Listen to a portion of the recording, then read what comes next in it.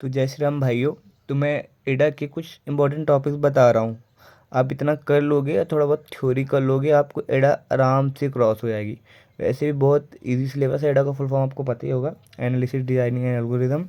तो पहला तो आपको पूरे शॉर्ट, मतलब आपके इसमें क्विक मार्ज शॉर्ट, क्विक शॉर्ट, जितने आपके सिलेबस में मेंशन है शॉर्ट, सब पढ़ो। हीप शॉर्ट और सब ट्री भी जितने मेंशन किए हैं, ट्री भी फुली ट्री पढ़ो, जितने ट्री हैं, 2 3 ट्री, एवीएल ट्री, ये सब जितने हैं।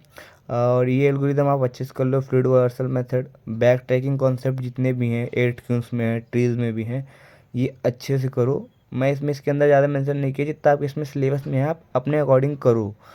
और थोड़ा बहुत ग्रीडी प्रॉब्लम्स है, ग्रीडी प्रॉब्लम्स भी कुछ जैसे नैपसैक प्रॉब्लम हो गई, ये सब इनको सॉल्व कर लो। ट्रेवलिंग सेल्समैन एल्गोरिदम, ये भी अच्छी है, ये भी आती कई बार आ चुकी है। और भाई यूनिट 2 जो है उसको थोड़ा अच्छे से पढ़ लो। आप इतना कर लोगे, आपके लिए इनफ है भाई। Thank you.